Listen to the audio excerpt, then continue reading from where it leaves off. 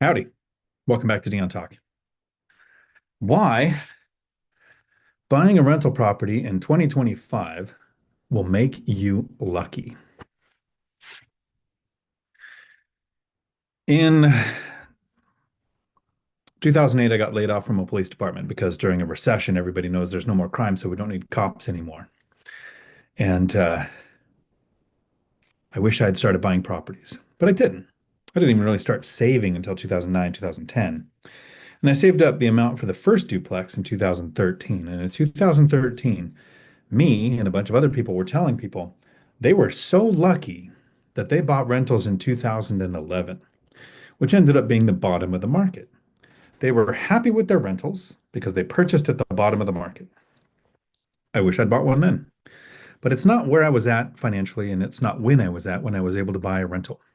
So in 2013, I bought a duplex. It wasn't a great deal. It was a decent deal. It didn't cash flow. It lowered how much I had to spend every month on housing by moving into one side and renting out the other. But in 2013, people were telling me that I was lucky because I bought a rental when prices were going to be going above where they were in 2008. That's right when they started passing higher than they were in 2008, and everybody was saying that they're going to crash. Prices were going to crash, don't buy. And I bought that rental against everybody's advice, and again, not at the bottom of the market. In 2015, when I was going to buy another rental, people were telling me I was only happy with my rental from 2013 because prices continued to go up. They didn't crash. They went higher than 2008. I was lucky because prices kept going up. And in 2015, I shouldn't buy a rental because this was the first year that the baby boomers were going to hit retirement age. And people were saying that a massive flood, this silver tsunami of baby boomers retiring, was going to crash the housing market. But I was lucky because I bought in 2013. So in 2015, I closed on another duplex. It wasn't a great deal. It was a decent deal. It cash flowed. It didn't lose money. I ran the numbers right. And in 2017 or 18, right at the end of 2017, I was looking at buying another property and save the down payment again. And people were telling me that I was lucky because I bought in 2013 when prices kept going up and there wasn't a crash because it was higher than 2008. And I was lucky because I bought in 2015 when the silver tsunami ended up not causing a crash. But I shouldn't buy a rental in 2018 because interest rates were 7 or 8% depending on your credit score. So I bought a duplex. In 2020, people were saying that I was lucky because I bought in 2013 when prices had gone up for 7 years since that year. I was lucky because I bought in 2015 when the silver tsunami didn't cause a crash. And I was lucky in 2018 because I was able to find a place that cash flowed even though interest rates were high. But I shouldn't buy a property in 2020 because we had an eviction moratorium, a pandemic, a stock market crash. People didn't have to pay their rent and you couldn't evict them. So I bought a fourplex. And then I emptied out my retirement account and bought a triplex.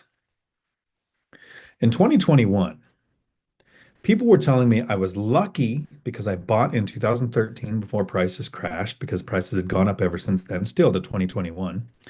I was lucky because the silver tsunami crash didn't happen in 2015. I was lucky because interest rates had come down in 2020 from 2018, and I was able to refinance to a 3% interest rate on everything I bought before then. I was lucky when I bought in 2020 because the eviction moratorium and the stock market crash, and that entire year, I didn't have one late or missing rent payment. But in 2021, forbearance was ending, and nobody should buy a rental property because in late 2020, the government said you can have 12 months off without paying your mortgage. But in 2021, it was time to pay the piper, and forbearance was ending, which was going to cause a massive crash in housing. I bought a duplex. In 2023, I was lucky because 2013 prices had continued to climb since then. I was lucky because the silver tsunami crash didn't happen. I was lucky because the 8% interest rate in 2018 cash flowed, and was able to be refinanced later. I was lucky because the eviction moratorium and the stock market crash didn't make me miss any rent or have to evict anybody for not paying their rent in 2020. And I was really lucky in 2023 because I bought a place in 2021 before interest rates doubled. In 2025, people are saying I'm lucky because I bought the place in 2023 when remote work changed the landscape. I bought a property out in a Kitsap County, farther out than I was investing before, where rents have pushed up because remote workers will live farther from the cities, but prices hadn't pushed up. And I was lucky because I found a place that cash flows so much because rents have continued to push up for the last 2 years. Now, in 2025, in 2013, don't buy because prices are above 2008. In 2015, don't buy because the silver tsunami is coming. In 2018, don't buy because interest rates are above 7%. 2020, don't buy because of a pandemic and a stock market crash and an eviction moratorium. 2021, don't buy because of a forbearance ending. 2023, don't buy because interest rates have tripled. 2025, don't buy because all of these new builds are coming out. Because in 2020 and 2021, a bunch of contractors saw that interest rates for the home buyer were 3%, so they could borrow money to start a build or a syndication at 4 or 5, maybe 6% to build tens of thousands of new builds. 50,000 new units hit in the Dallas-Fort Worth area. My market saw several fourplexes come online, a few single families, and a lot of apartment complexes. So people right now are saying, don't buy because we have a pending recession. We have a lot of new builds hitting. And if you buy a rental property in 2025, in 2027, people are going to be telling you how lucky you are because you bought in 2025. Because in 2020 and 2021, interest rates were 3 or 4% for home buyers. Builds started because of low interest rate. They could borrow the capital to start builds, and those are all coming online 2024, 2025. In 2025, the interest rates for most builds are 10 or 11 or 12%. Very few builds are starting. So in 2027, when rent demand continues to increase, when remote work pushes up rents farther out from the cities, when more people hit the age where they don't want to live with their parents at 27 or 28, and they're pushing up demand for rentals, you will only be lucky because you bought in 2025. 2 years from now, when the new builds aren't coming online because interest rates tripled in the last couple of years, people will be telling you how lucky you are. It's all I hear every time. It's Michael Zuber from One Rentals at a Time's favorite thing. People should put it in the chat for him because he loves it. Telling us how lucky we are because we bought before XYZ happened. Are you so mentally unstable that you don't think the future is going to include inflation? The future is going to include rent demand? That eventually people will be telling you how lucky you are because you bought now when it wasn't easy, when people were saying don't buy, like they were every single year I closed on a rental. There's my intro. My rant is over. That video will go out to as a standalone. Uh, this is a Tuesday where the video goes as long as the questions do. Tonight there's a course call at 6 p.m., so this can be up to 2 hours long. We'll see how long you guys' questions keep me awake. Tonight we have Christian Osgood from Multifamily Strategies joining us. So if you have questions and you're in the Financial Freedom course for the lazy person, have them ready for question. The Zoom link is in the course already. And the Zoom will start at 6 o'clock tonight. I might try a different format at the end of this from watching the Millennial Mike debate the other day. I might open this live up for people to jump on Zoom with me. We'll see how it goes. I hope the intro to the video strikes a chord. Every time I've bought a property, there were people telling me not to. There were people who are financially free with rental properties telling me not to buy. It'll never seem like the right time to buy. It'll never seem like everything is easy. But all the way back, as far as I can remember, there isn't a time where buying a rental property and holding it long term wouldn't have been a benefit. If you bought in 2008, right before the crash, yeah, your property value tanked. Two things happened that would increase your cash flow. One, Millions of people were going through foreclosures. Where did they go? They became renters, pushing up demand on rentals. So Class C properties rental income increased in 2009, 10, and 11. And the second thing is you can go to your county tax assessor and say, hey, look at the value of my property now. My taxes are going to go down. So your expenses would go down, your income would go up, your cash flow would increase. If you bought a property at the peak of the market before the biggest crash I have seen, name a time when buying a property wouldn't have worked out, holding it long term as a rental. Yes, if you're a wholesaler or a flipper, there are times it won't make sense to your strategy. But a buy and hold long term investor with rental properties, with the caveat of real estate is local. If you're investing in a market that has one economic driver like car manufacturing or the dot-com era of Silicon Valley, it can crash in your area. So we diversify by spreading our properties out. The reason I don't go for 10 or 20 unit properties and I want five duplexes is I can get them all 10 miles apart in different directions, next to bases, ports, colleges, hospitals, Boeing or Amazon, or a large population. So that a cascade of sequential events would have to happen for me to be impacted. A cascade we have never seen. Howdy, Frank, old guy. Good to see you here. Let me set a goal. Uh, Set it to 1 hour. Does it go for an hour? There we go.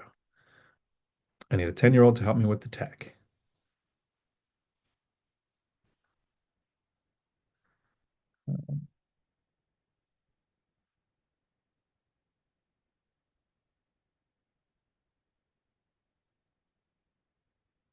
Almost hit end stream.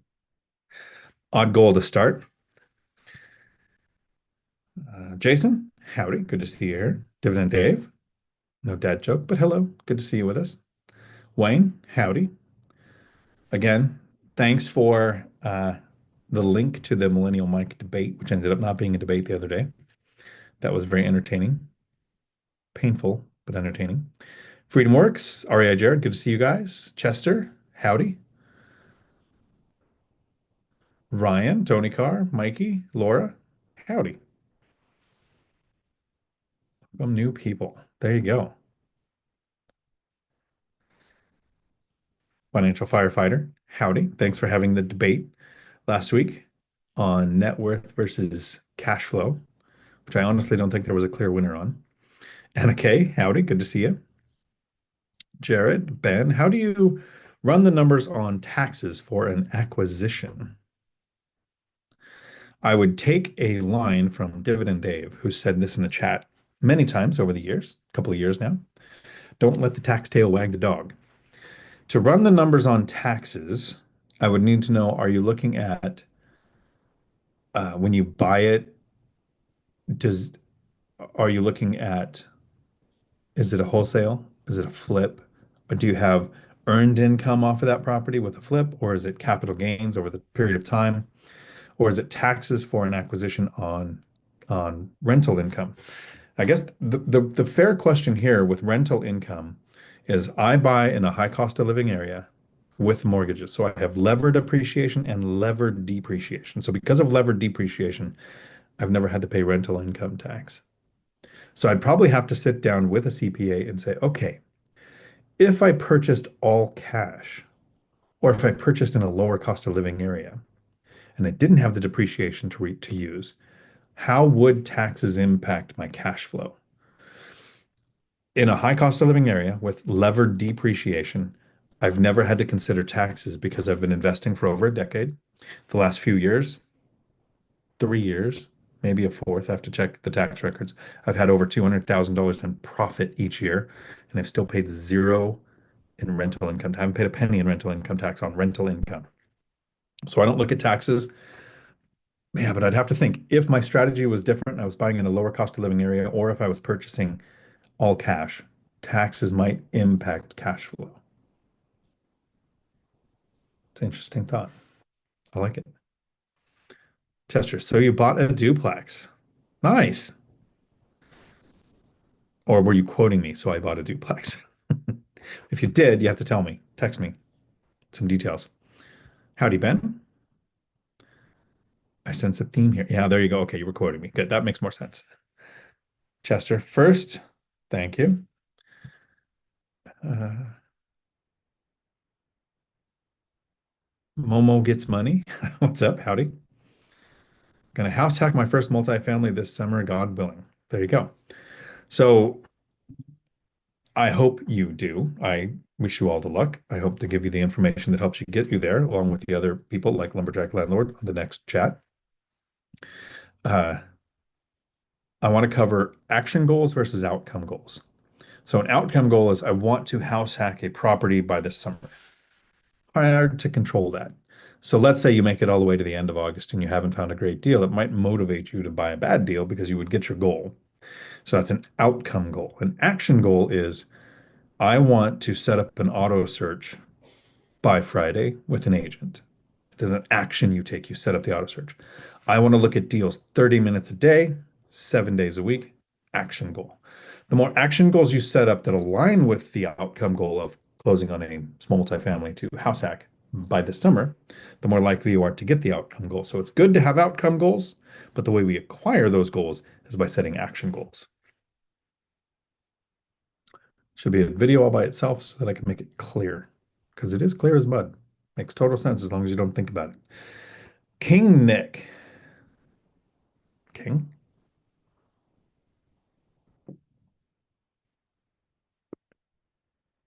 Made an offer on a single family unit in a historic downtown this past Saturday. Got accepted the next day, and we closed 2 Fridays from now. This is unit number 4, one rental at a time. Nice. Have you researched what it takes to own a property in that specific historical district? It's not a negative for me. It's not a deal breaker. It is a factor to consider. Repairs and maintenance, what are the extra costs making it look whatever time period they're trying to meet? What requirements do they have for maintenance and upkeep? I would probably start asking those questions now. It would not stop me from acquiring the deal. I have made offers on places in historical districts. I would want to educate myself on the differences of owning in a historical district versus not. Matt, the lumberjack landlord, open Thunderdome. Access and caress the like button, folks. Nice. Every time you hit the like button, an angel gets its wings. Remember, it is your favorite anti-theist that says that every time. Way die. Howdy. Do you accept 530 credit score applicants but work at tech companies? I do not accept 530 credit scores, no matter who they are. My requirement for my rentals, since I don't look at income, is a 700 credit score and no evictions ever. I will go below a 700 credit score under a couple of circumstances. I'll go down to 650, maybe 640 if the credit history supports these are not repeating things that are going to cause problems in the future. I don't think I have anybody 640 or less that doesn't have a cosigner. So to accept a 530 credit score, which I probably generally wouldn't, I believe how you do anything is how you do everything. So the person with that low a credit score generally is going to have the messy car, no insurance, not take care of the yard. Just there are plenty of large apartment complexes that can take the risk on somebody like that. I'm talking general terms. This has been my experience. With only 18 rental units, I try to be as picky as I can legally. But if I have somebody with a 600 to a 640, meaning they've at least paid attention to their credit score, then I'll go with a cosigner. And my caveat with cosigners is their score has to be 700 or higher, and their signature is notarized. So I do have some tenants. I probably have some tenants with 300 or 400 credit scores that I bought properties and they lived in, and I've just never cared or ran or checked their credit. If they because there's three things we're looking for with credit score, right? We want them to pay their rent, we want them to not get noise complaints or call us for trivial things. These are the main things that make a good tenant to me. The credit score tells us a lot about whether they're going to pay the rent or not. But when we buy places, we didn't get to vet them. So I probably have tenants with low credit scores, but I don't place tenants with credit scores that low, no matter the job. I actually don't care where somebody works. I've verified work uh, to try to catch someone in a lie, but I've never verified it to think how much do they make. And if you live in the Pacific Northwest, here is the one name of one company on an application that is an instant deal breaker for me if this is on there anywhere.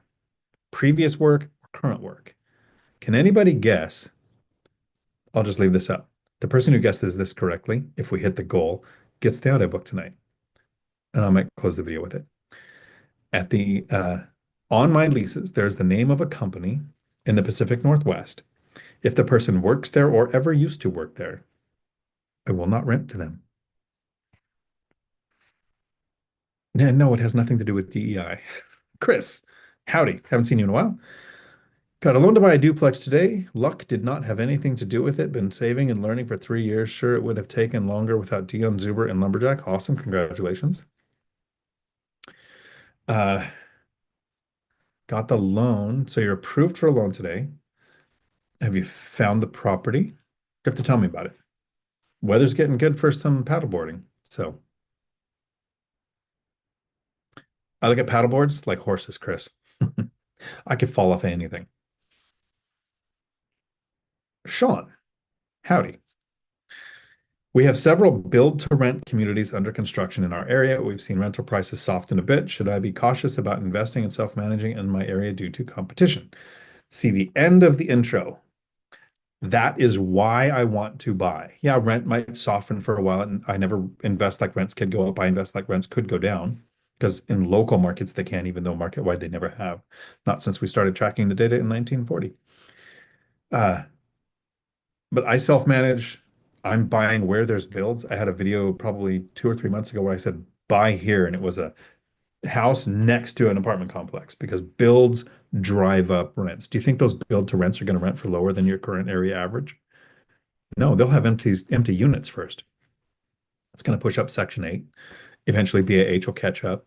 Rents will go up probably in a couple of years. Don't invest needing rents to go up for the deal to make sense. But in 2027, people are going to tell you you're very lucky because right now, the builds you're seeing are the ones finishing the builds who borrowed money 2 or 3 years ago to start their syndications or their builds when rates were a third of what they are. Not very many are borrowing right now to start builds today that haven't started the permit process where the build would finish in 2027. A couple of years from now, people are going to be telling you how lucky you are that you bought in 2025. And then Chester with the super chat. Cool. Flavio, howdy. Good afternoon, everyone from Grandview, Washington. Nice area. I've only driven log trucks through there, I think. All-nighter hider. Awesome name. Thank you for the reminder, Dion. You realize how lucky you were after several years of owning real estate. Yes, you do. You're just so lucky that it just happens every time. I love it.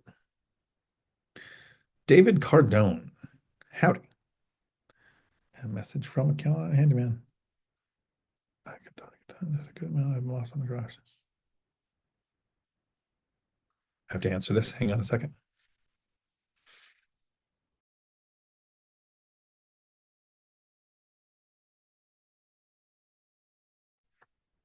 Always answer your handyman as quick as you can.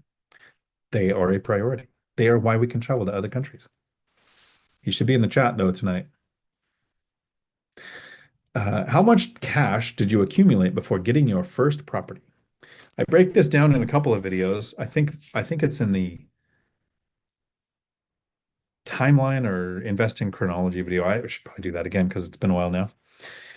Started saving around 2010, got laid off in 2008, 2009, was changing jobs. 2010, I started saving and rented out the house. First year, I lost 6 grand.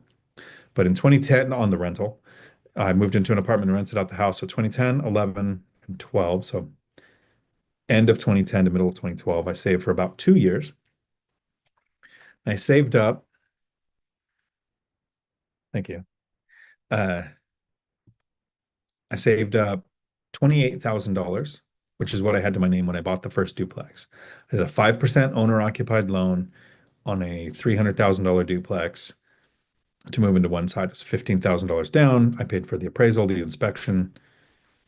I can't remember because I've tried to think. I don't even know if I have the paperwork to check anymore. If at the time I was smart enough to pay extra for the sewer scope, which I do every time now, I don't know if I did in the beginning. I made a lot of mistakes in the beginning, was educating myself right about that time. So in 2013, $28,000 down, $28,000 saved. That gave me the reserves, closing costs. There wasn't much money for immediate repairs. The unit I moved into was pretty trashed, and I learned how to do a lot of drywall work. That's 72 holes punched through the wall. Apparently, the owner of the duplex put it for sale, gave somebody 90-day notice, said, "Hey, I'm selling it. You got to get out." And that guy trashed the place before he moved out. So, but there wasn't like, there was no doors to replace. The flooring was good. It had tile. The yard was fenced. None of the windows needed replaced. There was nothing major. My unit, again, like I said, a lot of drywall work and I painted, but I don't really count that because I took my time. I was more worried about having walls around us than having pretty walls around us.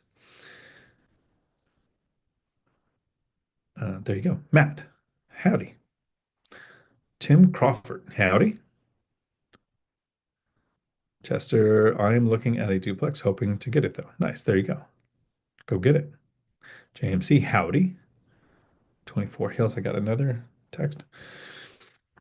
Lumberjack Landlord, good luck tomorrow. Good luck tomorrow. What am I doing tomorrow? Or is that for someone else? JMC, question. Thank you for the questions. I appreciate each one. It's why we're here. What happens when the price of homes to rent ratio becomes so spread apart that you can't profit with 4% down payments due to having higher mortgage debt service? Also, higher priced homes will increase property taxes. Higher, yeah. So it is never easy to buy a property, and it is never easy to just go on the MLS and go, that's a 20% return on my money. I think I'll buy that place. I'm making a video soon, JMC, on what would make me buy a break-even property, because the situation does exist. So many times we get hung up on rentals where we talk math. What's the return you want? You want a return that's better than the area average. But let me just go through the short, long, but fast list of things that I want.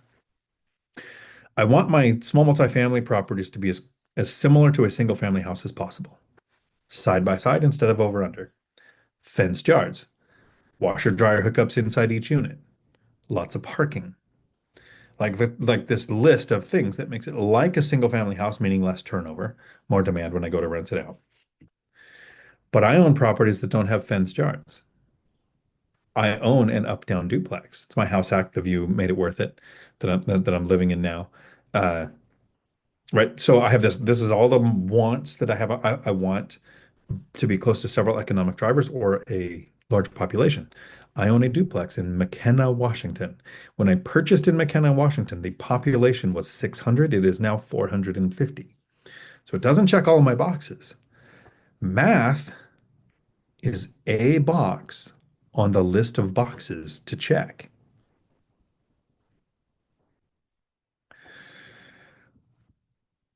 So my goal is to beat the area average. But if I found a deal and it checked every box, very much like a single family house, or it was a single family house, fenced yard, washer dryer hookups, lots of parking, safe neighborhood, not next to something loud, not next to something that smells, good area, safe neighborhood. And it was break even, but it checked every single other box. I'd probably buy it because I've bought ones that didn't hit my other boxes too. Now, I don't think I'd buy one that lost money. And break even means I am also setting aside for repairs, maintenance, and vacancy. I'm not anything out of pocket for this place. But if it checked every other box, owning a property long term, long enough term, I'm not really worried about cash flow or yield as much as I am everything else. Like it's all aggregate. It all comes together. I don't want to own, like if the mushroom farm in Lacey wasn't going away, I was never going to buy a property there. It was a 5 mile radius around it, smelled really bad. Rents were down, property values were down. Then they lost the court case, and I was like, yep, I'll buy it because that's going away. I'm trying to think if I bought that one. No, it cash flowed when I got it. Not a lot. So where are you hunting JMC and what uh, asset class are you looking for? Have you gone single family to small multifamily? Your small multifamily, are you looking at houses with ADUs? Are you looking at all the ways to search for those? Have you expanded out where remote work is pushing up rents but not prices? Uh, have you, there's all these ways of picking your market or changing your market based on market conditions. But prices are going up. Now, and then I'll confuse everybody with this sentence. Homes are cheaper in 2025 than they were in the year 2000. And I can prove it. Roborex. Is there a time limit on a property for depreciation, like the first 20 years of the property? So it's probably different for commercial because they have a different amortized schedule, but a residential unit, so 4 units or less, house, duplex, triplex, fourplex, it's 27 and a half years. No rhyme or reason why that's what they chose, but you get to depreciate it over 27 and a half years. It does not benefit you not to take depreciation because if you ever go to sell a property that has been a rental property, the IRS makes an assumption. And remember, whenever anybody makes an assumption, they make an ass out of you an assumption. It is assumed all depreciation was taken. So depreciation recapture has to happen whether you took it or not. So 27 and a half years of owning the property. Yep. Everything to do with taxes, there's three things I know about taxes. One, I don't want to know almost anything about how taxes work. Two, Congress is full of people who own properties that keep making laws that benefit people who own properties. It's really weird. I don't understand the odds or statistics that would make that happen. And three, hire a pro. The amount of ongoing training to stay on top of what's happening with taxes for just a regular CPA, not an EA, but a CPA is much more time, energy, and effort than I ever want to learn anything. Like I can do the research and go roof a house. I've carried this stuff up for my brother and I've helped him roof some of his. I could figure out all the things with roofing. I'd rather hire a pro. Taxes are more dangerous than putting a roof on because all its roof's going to do is kill you or break your back. Taxes will give you the ultimate house hack, put you in prison. Rowan, howdy. I'm back as seller on the duplex, came back after reneging on my offer. Hopefully, I'm in the driver's seat now. I'm back. The seller on the duplex came back after reneging on my offer. I'm in the driver's seat now. I might need clarification on that. Or I'm too sober. One of the two. Joshua, howdy. Chris Webb, howdy. From Central Virginia. You guys are like, keep naming Virginia different states. Is it north, south, east, west, central Virginia? It's five Virginias.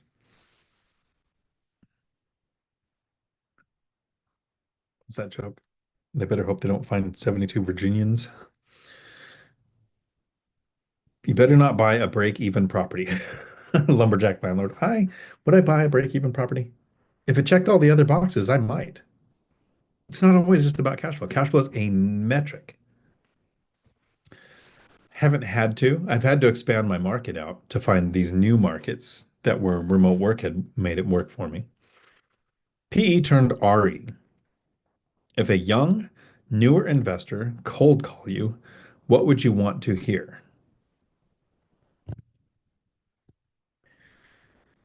It's a non-starter. I think I would need clarification. Are they calling me to buy one of my properties because they're cold calling? Or are they calling me to try to learn from me? Because I get that call every now and then. Somebody like Mark hands out my phone number to somebody and says, "Here, just call Dion." Uh, what would I want to hear? So I think if you're looking for a mentor, there's a very specific thing that you can do to make the mentor more likely to pick you as a mentee. They say when the student is ready, the teacher appears. One of the dumbing continues. One of the dumber things I see in the social media world of BiggerPockets, one rental at a time, the Facebook, Choose FI, whatever, name your group, whatever social media platform you're on. Somebody asks a statement that says, I'm new, I need a mentor, please help. Now, the reason I call that dumb is because I get the person's point of view, I get their perspective. They're brand new. This is a huge mountain of information to absorb. So asking for help is smart. Before somebody reaches any level of knowledge, so not even just financial freedom, but has some properties, has some rentals, has managed some rentals, is an agent, whatever level of knowledge they have. Before they can share information with somebody, they have to know where you're starting from. And if you're starting from absolute zero, Google is your friend. Find, find a strategy that matches what your goal is. There's some research you need to do on your own. If somebody came to me and said, "Hey, I really want to get into real estate. I'm looking for a mentor. Can you help me?" And I said, "Sure, let me help you." And their goal was to quit their job and flip properties, that's how much help I would be. And all of the time is how much of my time would be wasted. If somebody's going to cold call looking for a mentor, get a knowledge base to at least find out what part of the industry you want your mentor to be from. If you want to invest in multifamily, you got the Codys and the Christians and the people who own that, and that's their thing. Asking them questions, getting that knowledge base. First, how does lending work in that asset class? What's the difference between residential and commercial? Then, how do you run the numbers? Teach me how to run the numbers is not a question you ask a mentor. Once you have found the thousands of videos on YouTube University that say, here's how you run the numbers on a rental, and you've practiced it many times, you can go to a mentor and say, hey, I'm running the numbers on this property. Can you tell me what I'm getting wrong? See how the difference in the formulation of the question. Kind of like AI is becoming a thing right now. So when I was a kid, the idea was teach people how to find information. Now we have kids who have to be taught how to ask for information, how to formulate your query so AI gives you the answer you're looking for. So it's the same thing with a mentor mentee. Get a knowledge base. If somebody was going to cold call me and say, hey, I really need assistance, they should, one, have watched enough content to know what I can help with. What can I do? Teach you how to buy rentals from the MLS with conventional loans while working full time and probably raising kids. Like super busy schedule. How do you make it as simple as possible? Because it's never going to be simple, but you can make it as simple as possible. I can help with that. Then, how do you run the numbers on a rental? Sure. How do you run the numbers on a wholesale? Not my thing. How do you run the numbers on a burr? Not my thing. I tell you, don't start with that. How do you run the numbers on a flip? Not my thing. Like once you have the knowledge base and know the questions to ask, that's why they say when the student is ready, the teacher appears. You have to have a knowledge base. Now, you don't expect somebody to show up knowing everything. They should show up with an open mind and take in information. But it's having the knowledge base before you make the call or reach out to somebody that matters.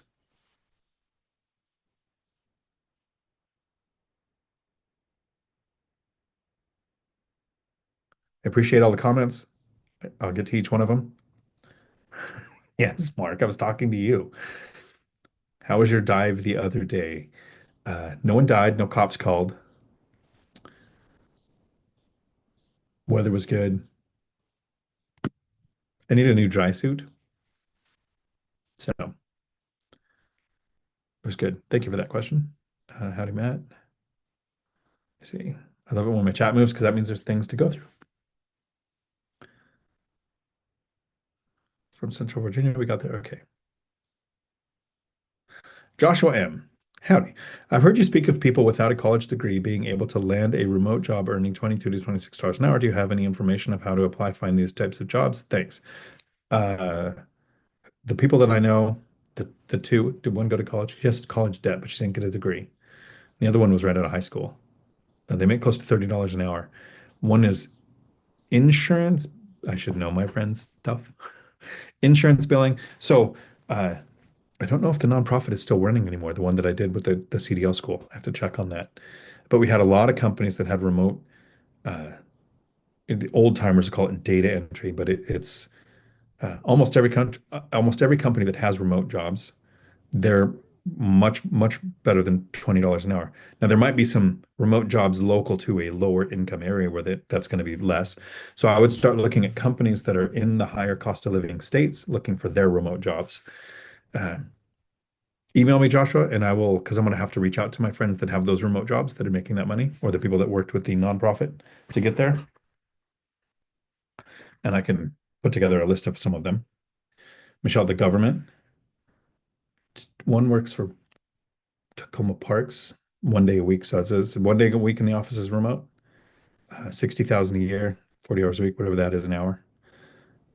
One is Washington State Parks, 50% remote, 50% office, because they work payroll. And when payroll is uh, the 2 days of payroll, they're in the office. The government is good. There you go. Chester took back a message to make me lose sleep and wonder forever and ever what was said. That's mean. Michelle, if we hit the goal, you win the thing. It's Boeing. Yes. Anybody who has worked at Boeing has a really hard time finding a job in Washington or renting a place in Washington because they are the revolving door of layoffs. Chester, yep. Boeing. TPS was the name of my nonprofit. So working for me wouldn't be a no, I rent to people who worked at the CDL school for me. Starbucks. Nice. No, I haven't done that, but it was Boeing. Yep. So Michelle, you got it. If we hit the goal, you get the audiobook this time. Theodore Davis. Howdy. Still reminded of four rooms. The least favorite thing is a small house squeezed between two huge new developments. Bro should have just sold out. Yeah, but area average rents are set by area average rents. And when those builds happen, if they were old builds, sure, probably not as good. But if you have new builds that go in, my favorite kind of rental to own, I want to own right next to the big, huge builds that went in. My fourplex is by about 500 units that went in. The Spanaway, Washington, just go up and down Highway 7. There's just apartment complexes everywhere going in. My rents haven't doubled in 3 years, but they're 70% higher in 3 years. I'll take it. Lumberjack? Is it racked? Did I miss racked?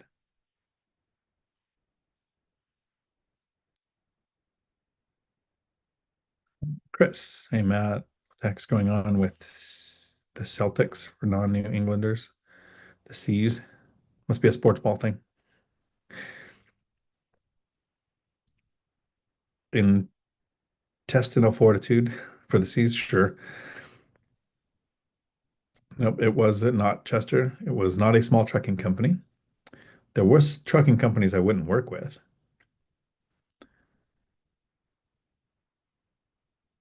Hit the like, guys, and help Dion out. Appreciate that. Simply Z.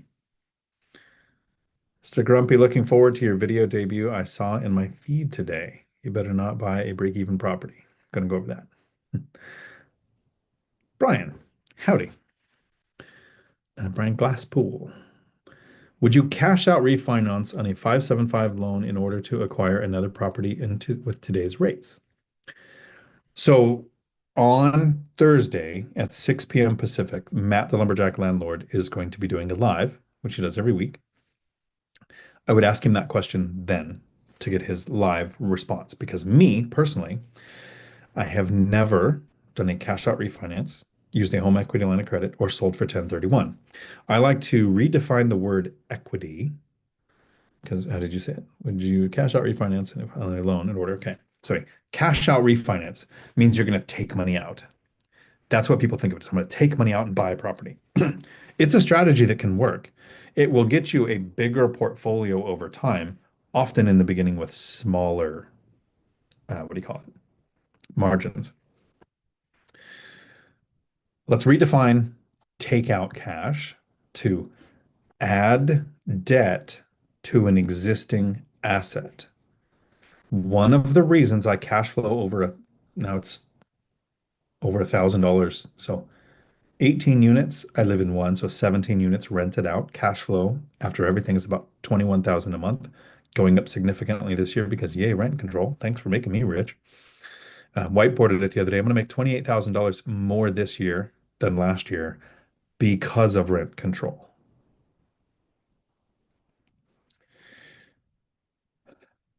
That sucks. I feel for my tenants. Um, one of the main reasons I have so much cash flow is 'cause I've not touched the equity. Save a down payment, buy a property, let time do its thing. If you add debt, you reduce the cash flow on that property or you increase your expense on where you live to then buy a property. Will it service the debt of buying the property and the cash out refinance and get you a return on your money? So my answer would be no, I wouldn't. Interest rates dropped to 3%. They were under 3% in 2020 and 2021. And I did a portfolio review with the lumberjack landlord and Michael Zuber from One Rental at a Time. It's actually one of the reasons why I made the YouTube channel. I thought, I'll get these guys to review my stuff. And they did. And their suggestion on one of my paid off properties was, hey, it's interest rates are under 3%. You should do a cash out refinance and go buy something else. And I didn't. If I cash out refinance that property, I would probably still be working. It's the amount of cash flow, not the number of units, that gave me the confidence to walk away from a job. So I wouldn't. Matt has many times. Zuber has many times. Millennial Mike, I believe, has. Like it is a strategy that a lot of people use. I wanted financial freedom in a decade, and that doesn't come from touching equity or adding debt to the existing assets. Then, so the three questions. One, would you? I wouldn't. Matt might. Two, can you find a deal that would make it make sense? Are you confident you're going to find a deal that's going to get such a good return it actually pays off the debt on both of the assets? And three, I had a third. How would you touch the debt? If you have a 575 and you do a refinance now, if the new rate is 6 or 7, why would you do a cash out refinance on the debt that's already on there? Maybe do a second mortgage or a home equity line of credit or sell in 1031, right? So it goes, would you even consider it? Can you find a deal? How would you do it? Good question. I mean, very good question, because obviously I'm not right, right? Millennial Mike has 27 rentals, Lumberjack's over 140, Zuber's over 180, way bigger portfolios, eventually multiples of my cash flow. But financial freedom in 10 years? Confidence to walk away from a job in 10 years? What's your time horizon? Sean, howdy. I would greatly like to watch a video about break-even properties. Most of the deals in my area are just that, break-even. Still looking for a great deal that was okay. So break-even deal. I'll probably do that this week.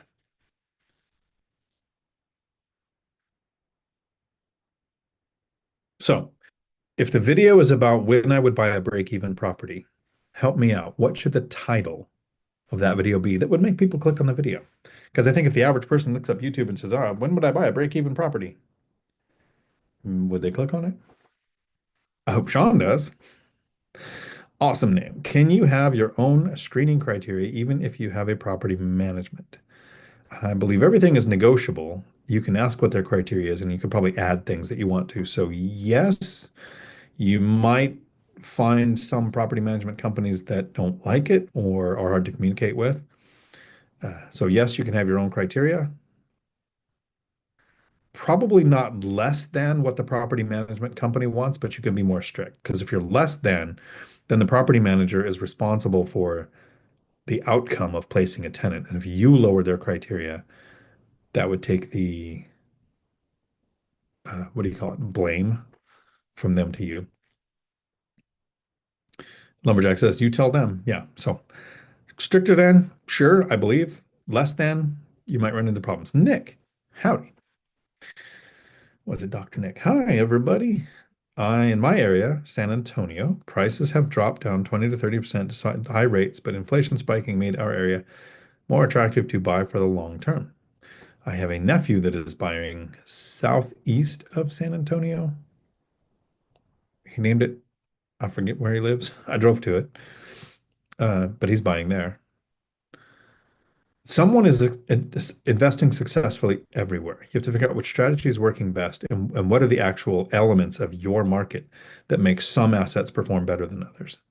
Chris, For all the break-even talk, are you guys assuming single-family houses? I ask because if you are in a 2 to 4 unit, you can live in one, and even if it doesn't cash flow day one, it shouldn't the year when you move out. So when I run the numbers on a house hack, Chris, that's a good point. I paid when I lived in my duplex. It wasn't even a break even when I lived there. When I run the numbers on a house hack, I do two things because I'm not trying to figure out how much I'm going to make or how much I'm going to save. What I'm trying to figure out is if I look at 5 or 6 properties, apples to apples as much as possible, which is the one that stands out as the one I should pursue. So even though I could do a 5% down payment or a 10 or zero with the VA, I run the numbers as if I put 20% down because that's probably what I would put down on a rental property. Sometimes it's 25, depending on what lenders want. And the second thing is I run the numbers as though all units were rented out and I didn't live there. So when I lived in my duplex, the tenant paid most of the mortgage. I paid about 300 a month. I had to save for repairs, maintenance, and vacancy. My unit would have rented out for, I don't know, when I first moved in, probably 1,500. Uh, so 1,200 above the 300, set aside repairs, maintenance, and vacancy. I probably would have made $300 or $400 a unit, which is what I was looking at with all the other properties I was looking at the time. I have a video on my channel called How I Run the Numbers on a House Hack. I should probably whiteboard that one and do it again. I think I did that one when I was on the canal in Florida, right after a dive. And the first thing you do after a dive is lubricate yourself because you don't lubricate yourself before the dive. Harsh reality. Howdy. Thumbs up. Appreciate it. I see we have a super chat from Michelle. Thank you. Much appreciated. I'll look to see if I'm missing a chat. I have a super chat from Tony. I see people are working at getting Michelle a free book. And Michelle, the rule isn't um, get the one rental at a time or the 15 conversations with real estate millionaires that I narrated or get a financial book. It's any book off of Audible. You just tell me your email, which I think I have, and I will send you the book of your choice. It would be nice if it was finance related. It would be a compliment if it was one of those two, but you might already have them. So good luck. Uh, where was I? JMC summary 28 male 12K save so far, looking to save 30,000 this year with 2 jobs, currently reside in New York. I'm very sorry. Uh, LI, New York, LI.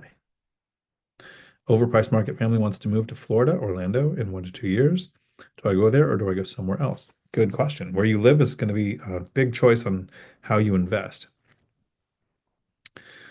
There are parts of Florida I would own it. There are parts of New York I would own it. There are parts of California I would own it. There are counties in almost every state that I wouldn't own in. I won't in King County, Washington, LA County, California. Real estate is local more so than state. Than some states. There are some states that are this big on the map that might be the whole state. And what your family wants is a factor in the equation. It is not the determining factor, but it is a factor. Yep. Residential depreciation, 27.5 years. Commercial is 39. Thank you. Is there a course call today going to be recorded? It will be recorded. It will be with Christian. We might stop recording at the end for the gray area sketchy stuff that we don't want ever to be said again because we don't want to be sued. But it will be recorded up until that point. So the majority of it. Where are you seeing 20% price declines? There are some markets where I've seen some dips in prices, not where I invest, not where my nephew's invest. He's out of San Antonio. There's probably areas of San Antonio. There's areas of Texas where I think I named it earlier, 50,000 units came online. That's where I would want to buy. So that in 2027, people would be telling me how ridiculously lucky I was that I bought in 2025. Lumberjack landlord, JMC better have a decade at least. It's not a bad market, and I think it's going to grow.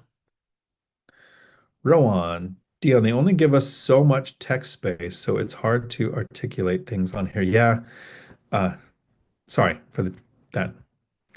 I would do some things different with YouTube, that's for sure. But as I've been saving since I sold a duplex 6 years ago, I will be paying cash for a turnkey asset this time. The return on investment isn't great, but I am looking for long-term income to be able to ditch my day job. My question would be, why buy all cash? It's the least amount of return that you can get on your money. You might feel better. You might end up paying taxes because you don't have the levered depreciation, levered appreciation. My brother did that. He used a home equity line of credit, bought them all cash, paid it off, bought it all cash, paid it off. Rinse and repeat, never had a mortgage. Calls me an idiot for having a mortgage, but he has a fraction of my income and a fraction of my net worth. I have a fraction of his coolness. But yeah, make sure I'm not missing more of yours, Rowan. It's okay if it's broken up. I'll get to it. I'll figure it out. I can cipher. Kris, just an FYI, many colleges offer free tuition for employees and their families. If anyone wants to go that route, it's a great way to graduate debt-free. There you go. That's a good tip. My opinion is college is a scam. Ran a nonprofit that worked with 1,200 employers, and there was top three reasons why they wouldn't hire somebody. The third one was, we will not hire anybody who has a college degree. Now, there were positions that required a college degree, not very many, but 99.7% of the time, three reasons why they wouldn't hire somebody. Third one, if they've graduated college. It was very hard to find somebody with a degree job. Where's the alien vodka? On Tuesdays, we drink the wine as a salute to my mom, who drank this her entire life, right up to the point where it probably took her out. It's ironic, or to me at least. Uh, it's alive with lumberjack. Lumberjacks, at the end of the day, it did go through a lot of the vodka. And I'm doing Skull Vodka sponsors my short lives. They, of course, do not sponsor it. They just make them happen. The Alien vodka is okay, but the Skull vodka is better with Mountain Dew. And if you have a Brita filter and you run your vodka through your Brita filter, then don't run water through that Brita filter. It even makes it better. Deconstructing Dreams, a financial journey. Howdy, from Reno, Nevada, catching up on chipmunk speed. I think it goes 4% or 4 times now. Freedom Works. There are many work-at-home jobs in the logistics industry. Very true. Lumberjack Landlord. Things someone should never do should be the name of that video. Maybe. No, it might be. Kind of clickbait, though. I would click on when to buy a break-even property. Okay, Nicole. Good. Thank you. But that's a good one from Matt. Maybe we'll do a debate, Matt. Nicole, just saying, Dion, whenever I listen to your videos, my 5-month-old goes to sleep. Nice. That explains my entire dating life. Nicole goes to sleep faster. Nice. Kris, don't let a break-even deal break down your REI journey. I think I might take some screenshots here.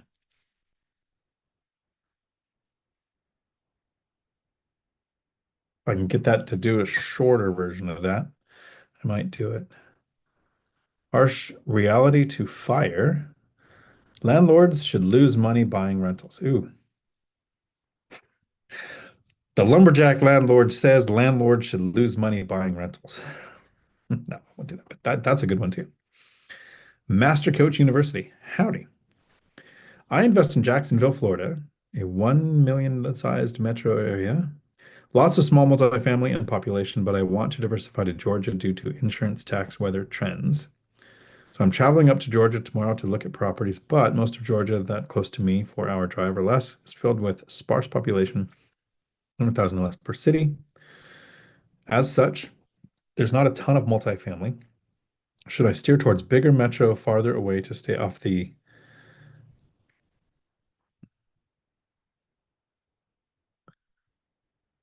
short bus single family house? Or I'm thinking that some of those single family houses could cash flow nicely anyway due to the small town prices. I've run numbers on multifamily and the cash flow looks good so far. But there's very few deals outside of war zones. All right. Lot to process here. My brain's formulating its answer, and we all know my brain don't work. I would buy a single family house as a rental all day long. Matt, the lumberjack landlord, is the one who says that that is the short bus version of investing in real estate. I would go for yield. I have a friend who 1031 and sold her properties in Washington and purchased in Ohio, and where she was purchasing, single family houses performed better than small multifamily. They cash flowed better. So, what is normal in that market and cash flows the best? I don't believe, Master Coach University, I'm not calling you a liar. I'm saying you might not have all the data. I don't believe there's not a lot of small multifamily there. Almost every time somebody has told me I want to invest in this area or that area, and there's not a lot of small multifamily, my question is, how are you searching and how long have you been searching? If it's not an MLS search that you've been doing for at least 3 months, you have no clue how many small multifamily there are in an area. Once you've done that and you don't find any, maybe there's not as many there. But if you're using Redfin, Zillow, any of those property finding softwares, my deals showed up after I closed as pending, not before. The MLS was the only place that they had them for sale. I prefer to buy. Now, I don't want to buy where there's a lot of small multifamily. That's dumb. I have one duplex on a street. And what just happened to my screen? Why did it go green? That was weird. I own one duplex on a street of duplexes. It's my least favorite one. I want single family house, my duplex, single family house with ADU, single family house, because the value of a duplex, triplex, or fourplex is based on the properties closest to you. So a single family houses appreciate the fastest in the residential market. The more single family houses that are around your small multifamily, the higher your small multifamily value will go. House across the street from my duplex here sells for 850,000 and it drives up the value of my duplex. So how are you searching and how long have you been searching? Then run the numbers. In some areas, this single family house might be the way to go. Now, yeah, you can have less conventional units that way. If you buy with conventional loans, you can have 10 mortgages in your house. So if you bought fourplexes, that's 40 units. If you bought single family, it's 10. Is that a factor for you? How long till you're ready for DSCR loans, asset-based lending, portfolio loan, or seller financing or something? There's all these other ways to acquire it after conventional. And now it hit that screen. So that's a good question. Lots of data to go over. And before I would dismiss a market or start looking somewhere else, I would do at least 3 months of that kind of search. The wealth building journey, titles per chat GPT, why a break-even rental is the smartest move in real estate right now. It's not accurate to what I'm going to be saying, but I like it. And the hidden power of a break-even property, a must-know strategy. Now that one, there you go. Take a screenshot. That's probably what happened when I flash at the screen. There we go. Cool. Thanks, Chester, for chat GPT cheating for me. Thanks, Michelle. Angel R, in my market, most properties are old, and every experienced investor I know is buying one rental at a time strategy is too slow for real growth. How old are your properties? I don't want anything newer than 23 years old. That's probably the youngest I would go. I have a 1921, a 1939, and my screen went green again for a second, so we'll be ready for that. I like newer than 1979. I want as least number of properties that could have lead paint or asbestos. So I like that 79 or newer. I don't want like anything newer than 20 years in my market isn't going to cash flow for another 10 or 15 years. So that's not true. At least another 5 years. And I don't want to buy not cash flow. Break even, maybe. Even if Matt is arguing with me. Northwest Desert Rats. Howdy. Will you please explain how your strategy reduces the time to FI? So if you invest in stocks, there's a couple levers. How much do you make and how least can you spend so you have more to invest? And then how long do you have for compound interest to do its thing? So the average person investing in stocks with the average income needs 20 or 30 years for compound interest to make it a reasonable amount to retire on. I had a 10-year strategy. So added house hacking. That is a way to really reduce your expenses. Uh, I worked overtime, side hustle. I would suggest changing jobs to increase income. The reason mine reduces your path to FI is it's a get rich quick scheme if you accept that 10 years is quick. That's the challenge. I think buying a property every couple of years, the idea is in 10 years you would own five. Five rental properties doesn't make you financially free. But owning a rental property for 10 years and one for 8 years and one for 6 years and one for 4 years, by the time you hit the 10 years, you've had 8 years for rent increases. Eight on that first property, 8 years to refinance to a better rate, 6 years on the second one, 4 years on the next one. The reason it works is because it gives you reasonable expectations. The person who says you need to go out and buy 3 or 4 deals your first year is probably going to have you buying some bad deals. If you take 2 years to save, 2 years to learn your market, 2 years to work on your credit score, 2 years to get the best lending options, and to add house hacking to it, and then 2 years to do the next one, you're a master of most of these skills before you have a portfolio large enough to where the skills are actually necessary. Uh, so that's why it reduces the time to FI.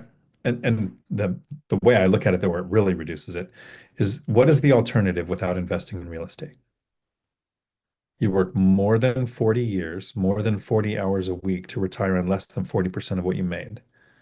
So if you start at 20, most people retire 60, 65, 70 whenever they have so security in their retirement accounts. You're talking about 4 decades. If somebody starts investing, the age almost doesn't matter, 18, 40 like I was, in 10 years, work is optional. In almost any market, even if you started at 2008 just before the crash, there almost isn't a time where 10 years doesn't give you financial freedom. Now, there are some people who have expensive lifestyles, or like Matt, the lumberjack landlord, you have 19 kids under the age of 5 at the same time. It might take a little more than 10 years to get financial freedom if your kids are that mind. Now, I did the kids before, so financial freedom happened as they were moving out. And then some people are married and their spouse isn't on the same financial journey and they want to spend thousands of dollars a month on things that you might not spend on. So who you choose as a partner can have a big impact on when you can retire. I spoke with a friend this morning who said, I can't retire even if I found financial freedom because my wife is working. I can't retire if she's working. Having the spouse is why he can't retire. The money isn't even really an aspect of it.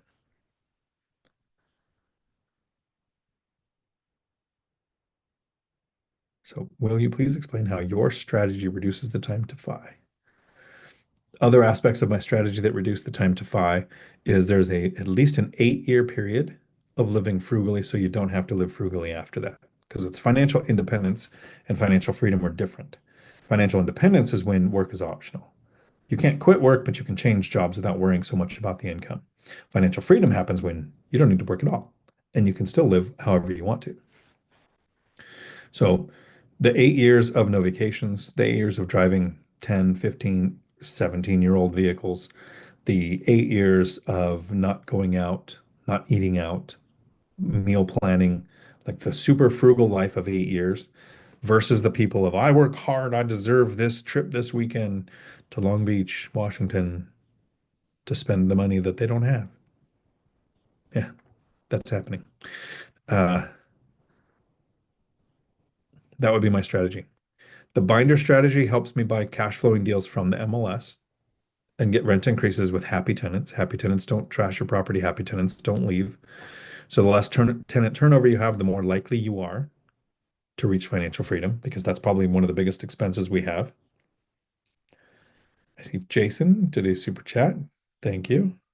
Wealth building journey. Chester, thank you for that. Two more to go in 5 minutes. Let's get it. Oh, lumberjack landlord jumping in.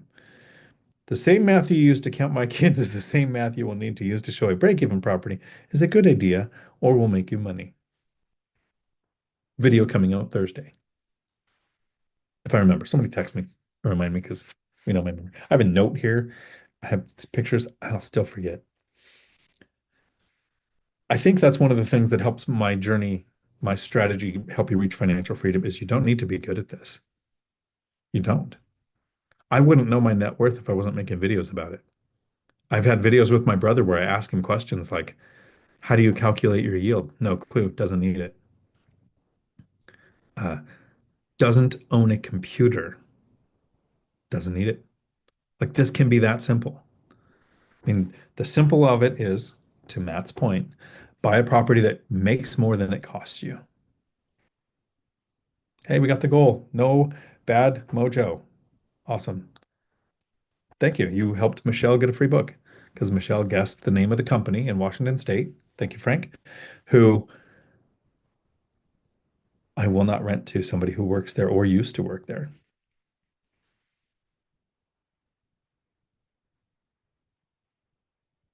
Michelle was reading about Galveston, Texas being saturated with vacation rentals for sale. People bought and regulations changed. Oh, yeah, that's it. You go watch those local regulations. They can get you. Chester with the third title. But break even rentals, oh, it's probably buy. Buy break even rentals today, become wealthy tomorrow. I like it. I think it's every time I take a screenshot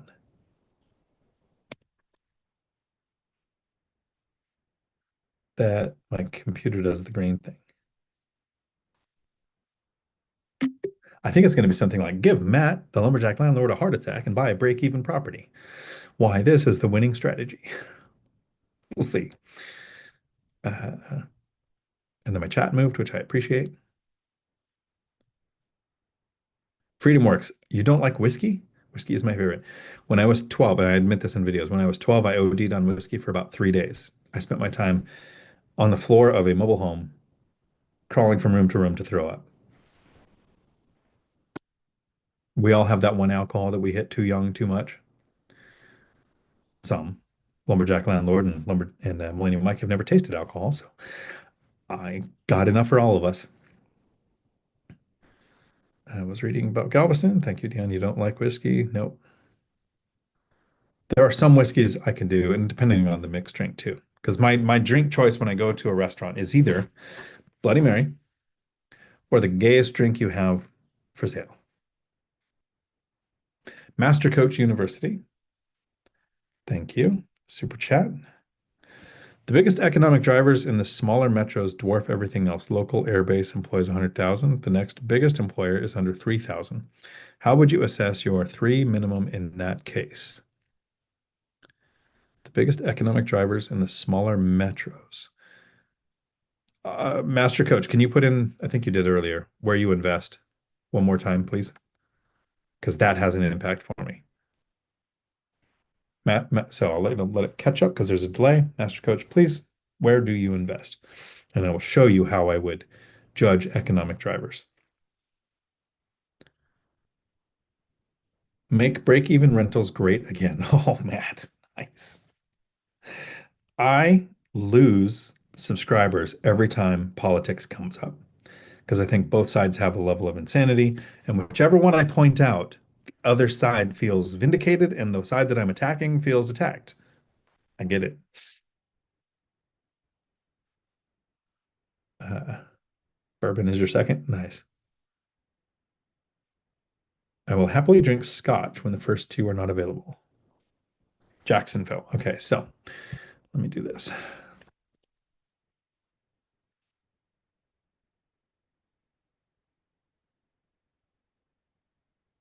I'll be sharing my screen here in a second. As soon as I have the tabs with the porn all closed down, and you guys won't see this, I see the map here for Jacksonville. So you're looking at, you said there's an air base. I'd have to just pretend I know where it is. But how would I judge Lake Butler out here in the middle of nowhere? Pretty far from economic drivers, right? I don't see the airbase close to here unless like that's physically it right there. There's a medical center, so hospital. But I would look around, what colleges are there? What hospitals are there? But then I zoom the map out. How far in time, not distance? I'd literally go to the website and I'll say, how long does it take to find an address in Lake Butler, to get to Lake City, to get to, any of the major cities around here where population is the driver. Remote work has pushed people 45 minutes, hour and 15 minutes out from the bigger cities. So when people talk about remote, I mean, you've really got to go like,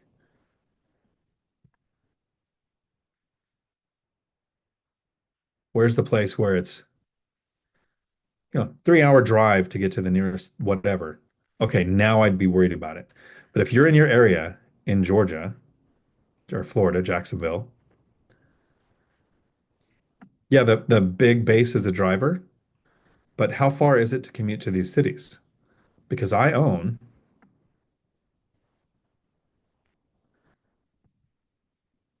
like I said, in a little town called, so it's not even on the map yet. You got Roy and Yelm, McKenna. This town, this is the town in its entirety. There's 450 people that live here. But if I back out of McKenna, how far all the way up here to Tacoma, the people who live in right here where the mouse is commute past Tacoma every day. So on this size, this scale of map, how far this is 45 minutes to an hour to this much of a work area. I don't need the economic drivers to be 5 or 10 minutes away. This is really important if you live in the city and you're used to everything being close. We're buying rentals where people will rent, not rentals where you will live. Hope that answered that question.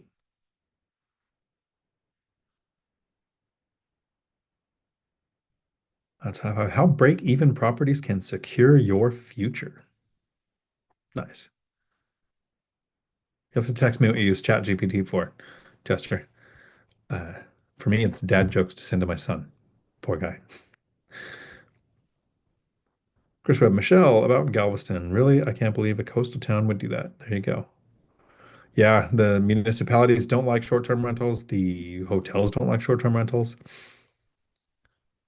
MLS, Master Coach University on MLS only and only recent searches. So I'll keep looking. There you go. So you could find the place where there's not a lot of small multifamily. They exist. But how do the single families cash flow? Zuber says it all the time. First of all, the bulk of his properties are single family houses.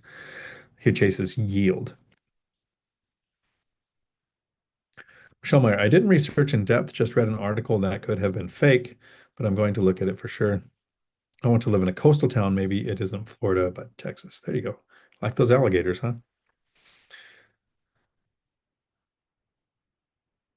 I'm making sure I'm not missing any of these chats. Chris Webb, I can't understand that logic. Also, if people like coastal places within condo canyons, Alligator Point is interesting. I would go down there when I lived in Tallahassee. Alligator Point makes my point. I like living in the Pacific Northwest where not everything's trying to unalive us. Northwest desert rats. How does avoiding HELOC, cash out refi, reduce the time to financial freedom? That's a good question. Uh,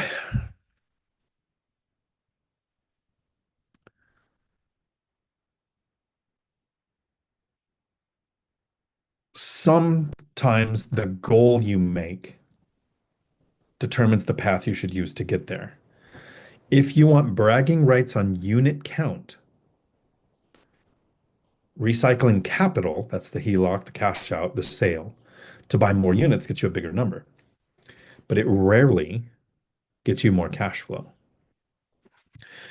So, I mean, yes, in the case of my single family house, if I sold it, I'd probably eventually make more cash flow. But right now uh, I get over $1,000 a unit because I've never taken money out. So if I take money and I buy something else, it's going to give me more properties to manage, more tenants to take care of, more of a workload, right? So financial freedom doesn't just come from I have money that comes in, I don't have to work for it. Because if you're Matt, the lumberjack landlord, or you're Cody Davis, so Matt has over 140 units, Cody had 200 units. How much financial freedom is there when your wife has to work 18 to 25 hours a week managing your properties? That's a job. So recycling cash flow can get you more numbers. I want time freedom, financial freedom, not financial independence. Financial independence is when you don't have to work for money for someone else, but you still need a job. You're still working.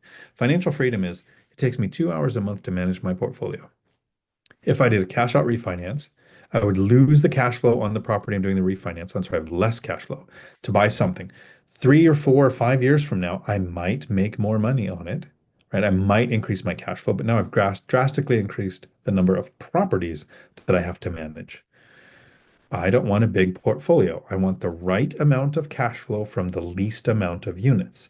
I don't, I'm not even sure I want the properties I have. There might be a point in time, and doing the math on this doesn't work out yet. So that's why I say in time, there might be a point where I sell a property, pay off the debt. What this would do in the short term is increase my cash flow and reduce the number of tenants I have to deal with. But then it would increase my taxable income, which would probably put me right back to where I'm at now with the levered appreciation, levered depreciation. So there's a balance of how many properties I want. Mine is the slow and boring, nothing fancy. But when you do a refinance, you're adding debt to an asset, which is reducing the cash flow on that asset. The odds that you can buy another asset that makes more cash flow, it might make enough to cover both debts, but that is more cash flow than what you were getting on the first one for a few years, isn't very likely. In some markets, it might be. You might be like Matt, the lumberjack landlord, where he was in his area finding 25, 24% cash on cash returns. In Washington State, my great deals, my best deals I found, one got a 17%. The rest were all were about 10%. So a 10% yield on reinvesting my money. So if you do a cash out refinance, what is the cost to do that? You've already uh, And then when you go to buy the new one, you have the new expenses that are involved with buying a property. If you sell, you have 8% in agent fees and cost of selling. You're delaying taxes, with a 1031. The idea is on paper, it often looks like you can grow your portfolio faster by tapping equity, adding debt to an existing asset. What does it do to your overall levered position? It reduces cash flow in the short term, and that's what I was looking for was cash flow. So you take the equity out to invest, you've reduced the cash flow on your existing asset. You are now saving less every month to invest for the next property. You have to stabilize the new property. You have the money to rehab the units or tenant turnovers or whatever it takes to get that unit up and going. I will be clear, at the 15 to 20 year mark, the hockey stick growth is exponential and you will have more money. Is your goal more money a decade later than financial freedom or generational wealth or something like that? Sure. Or bragging rights on unit count. But financial freedom for me came from saving a down payment, buying a property, never touching the equity. And then I still like Matt's incorrect super chat. Buying a break even deal when it makes sense. Josh, I can start now. You've showed up. Thank you. And we hit our goal of the right number of super chats. I appreciate each one. So Michelle, you email me or text me the Audible book that you would like because you guessed the company that I would not rent to anybody who's worked there. Chester, the break-even myth, why just breaking even can make you a millionaire. There you go. Nice. Was there another that I missed? Love a good Bloody Mary. I do too. It's really weird. It's a chain in Washington. There's the Ram, and they have the Proud Mary, two full kebabs that comes with it. If you're in Florida, what was the name of the place? The Lady Lobster. I think it's called the Lady Lobster. They actually had a lobster Bloody Mary. It was good. Chester's next one. Are you missing out the hidden power of break-even rentals? Nice. JMC.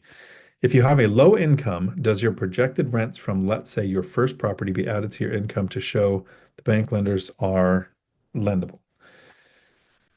Yes and no. So the hardest part of scaling rentals is the first 2 years. For 2 years, you are a massive risk to the lenders. Your debt to income ratio has more of an impact on how much you can borrow. This was my problem. I had a mortgage on a house, wanted to buy a rental, wasn't making a lot of money, found out about $89,000 in bad debt I didn't know existed until the divorce. So the lender said, you can't buy a rental. I moved into an apartment and rented out the house for 2 years to get rental income on my tax return. So if your income's enough to where you can buy a duplex or a house with an ADU, those first 2 years while you're saving, working on your credit and all of that, you're building trustability with the lenders by getting the rental income on your tax returns. And at the 2 year mark, some lenders will do it at 1 year, but it's usually the 2 year mark. Lenders will then say, from this point forward, we will consider 75% of your rents in your debt to income ratio, including the property you are trying to buy. So the lenders came to me and said, basically, as long as you're not buying a bad deal, you can buy anything you want. There's no limit to how much you can borrow, as long as you have the down payment for it. So the down payment became the limiting factor, not the debt to income ratio. It's those first 2 years. So for me, nice and slow, steady wins the race. 2 years working on credit, saving for the first duplex, renting out the house to get the rental income on the tax returns. They didn't care that it was profitable. My first year, I lost money, like actual cash lost money, not just paper lost money. But it was 2 years of consistent rental income. That's what got it to where when I bought the duplex, even though I wasn't making a lot, they looked at the rental income, 75% of it on the other side in my debt to income ratio. Chester, from zero to wealth, the break-even property strategy no one talks about. Nice. Like it.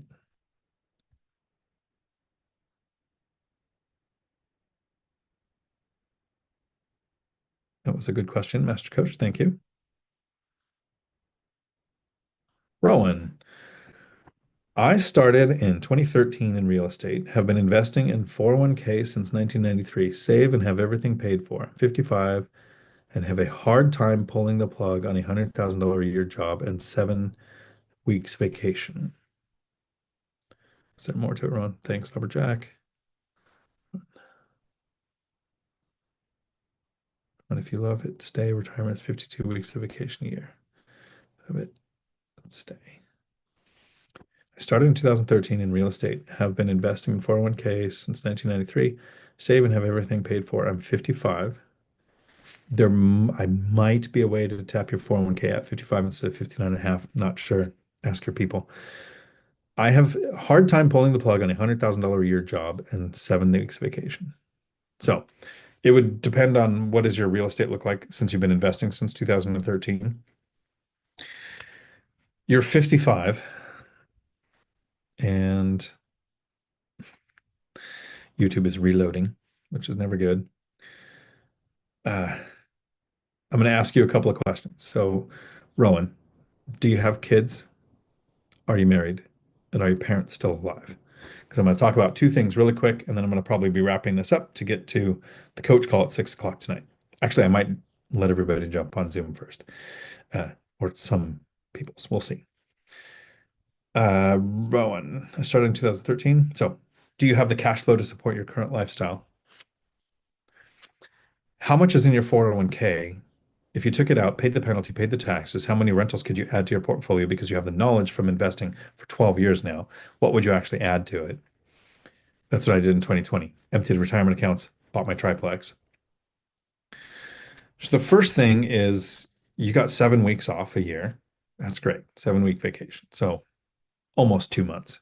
You're working 10 months. Half the year you're working for the government. And then the other months you're working for your 7 weeks off. So in most of your weeks, you're working a 40-hour week. It's probably more, but I'm going to say 40-hour week.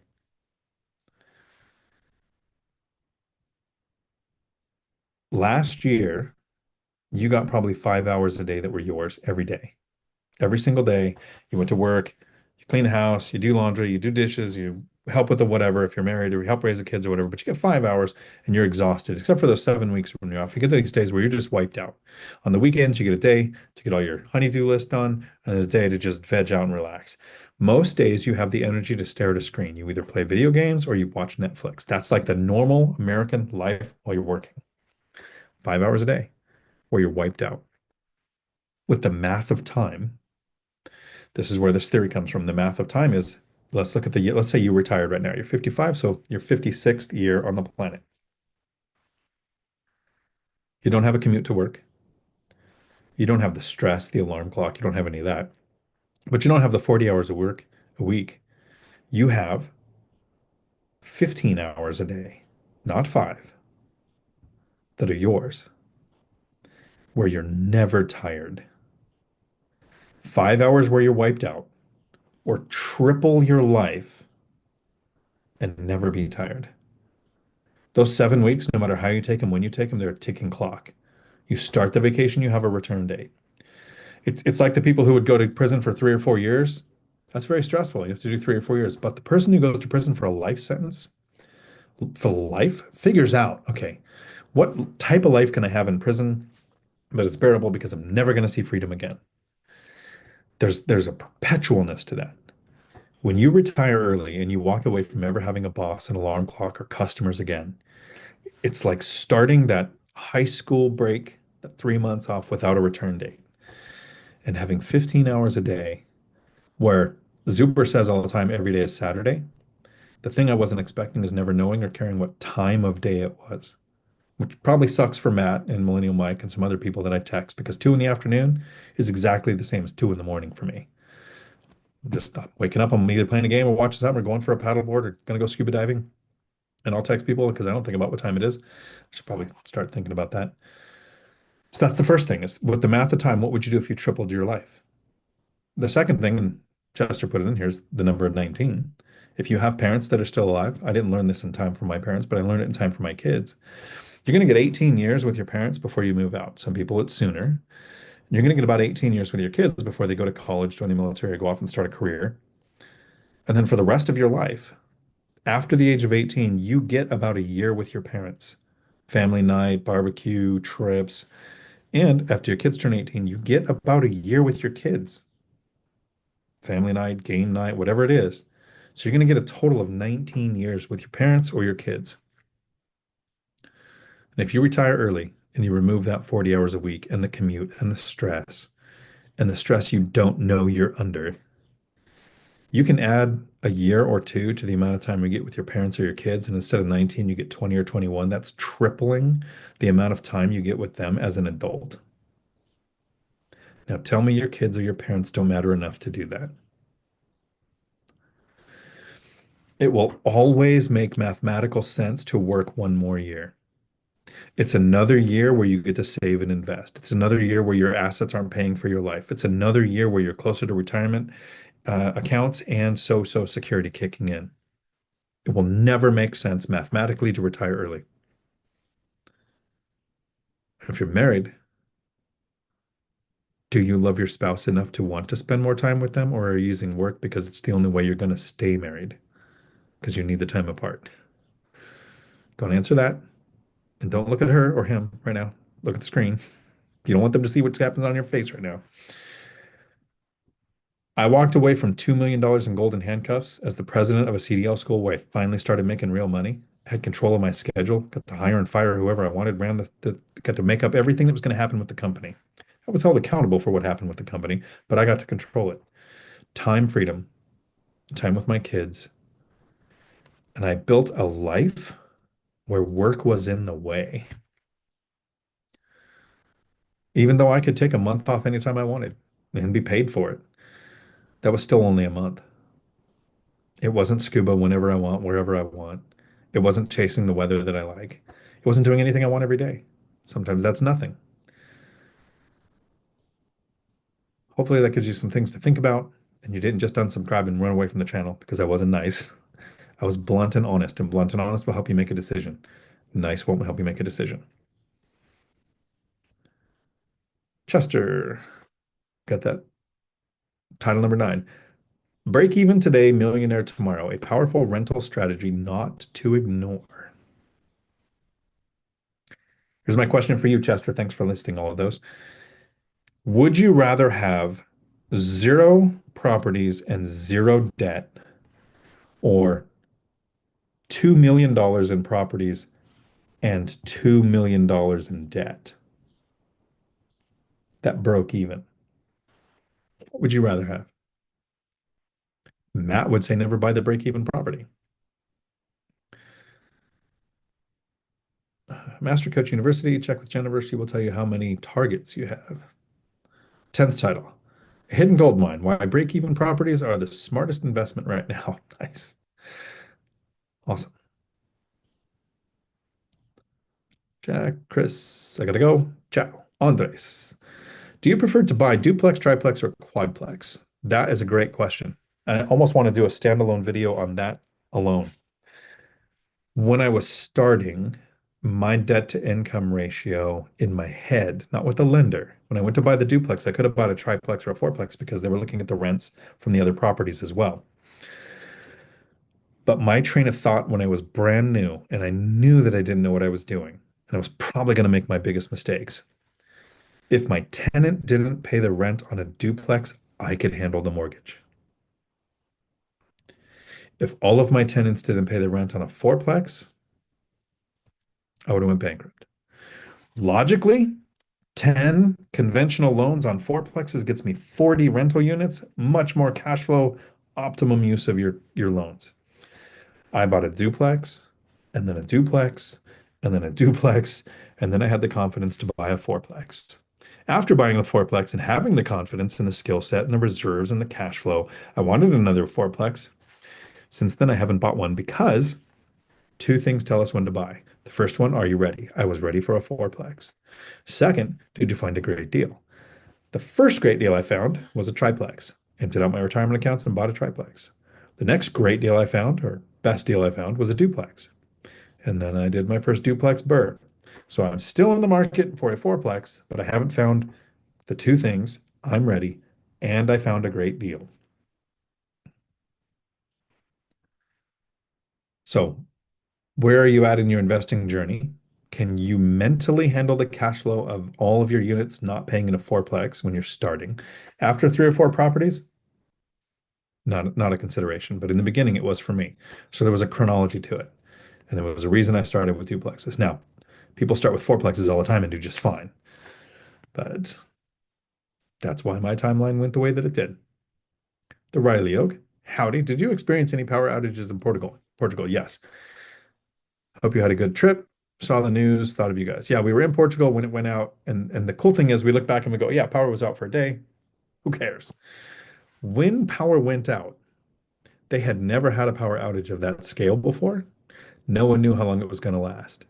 So literally, we had to go into survival mode and figure no one can use a credit card or Apple Pay or Cash App with your phone. All the power's down. ATMs don't work. You can't pull cash out. All the little supermercados uh, had no power. So they would either have somebody standing at the door, you tell them what you want, they go get it, they bring it to you, and they'll do cash.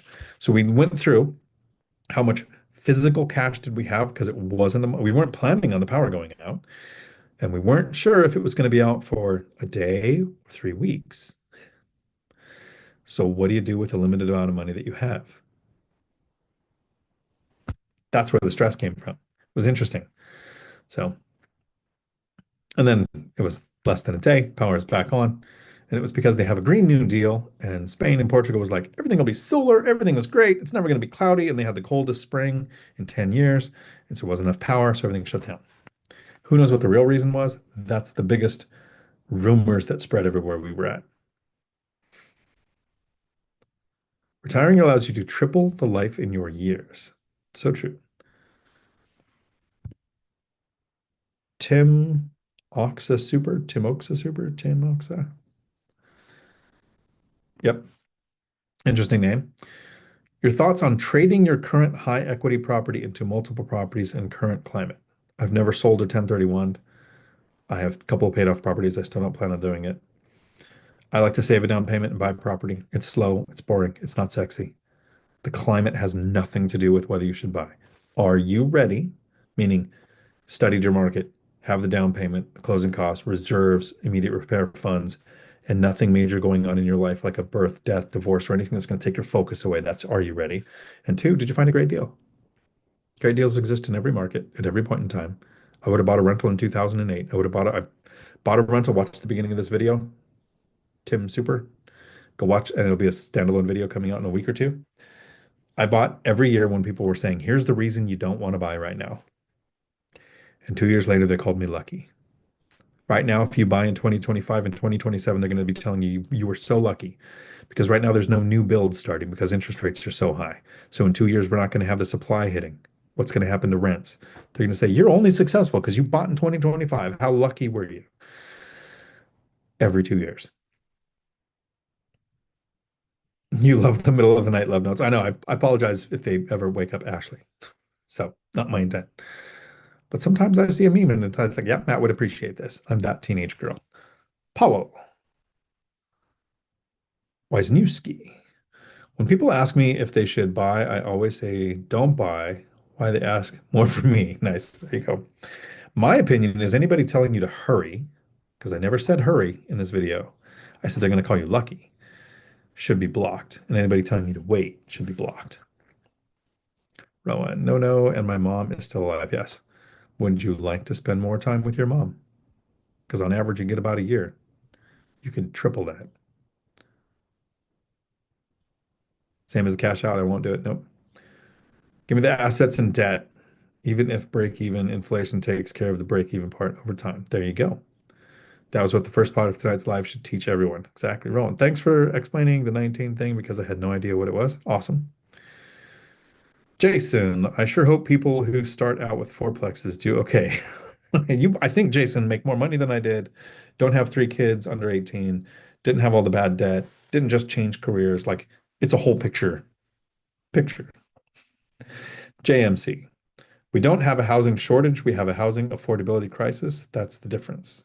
And I will wrap this up with this. I am going to prove that homes are cheaper today than they were in 2000. And I can prove it. In the year, I think it was 1999, 2000, end of 99, beginning of 2000, I purchased a house in a little town called Yelm, Washington. Story time. Let me share my screen if I can figure out how to. Uh, why is everything so weird?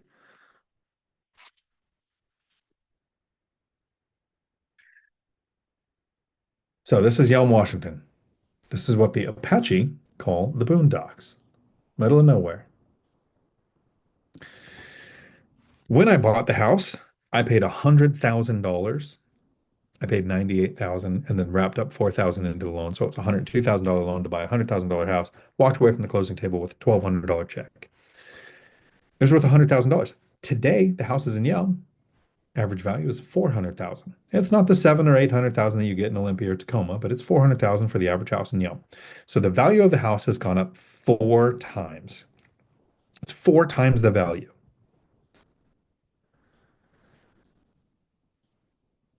Wages have not gone up 4 times the value since 2000. So people would say houses are harder to buy now. They cost more. It's not fair, right? From Yelm, the closest grocery store of any significance, the closest movie theater, the closest Lowe's or Walmart or anything was a good 45-minute drive in any direction. The Spanaway didn't even have it. You had to get up here to past into Tacoma to find those, or way out here to Puyallup. Yelm was the middle of nowhere. Nothing was down here to Tenino, which has a funny name. It's 1090 because of the train station there. No stores down here. You had to go to Olympia, maybe had something. Lacey had a movie theater. So it was 45 minutes to get there. Now homes are $400,000 in Yelm because in Yelm, you got a Safeway, you got a Walmart, Supercenter, you got a movie theater. If you go anywhere in Washington State, 45 minutes from the closest grocery store, and you find these places that are now the middle of nowhere, you will find $100,000 houses. Wages have gone up since 2000. What happens now is people want a walkability score, a movie theater, a grocery store, a Lowe's, a Home Depot, a Walmart. If you don't have all of those, it's not worth buying. So, yeah, Home prices are worth 4 times more now.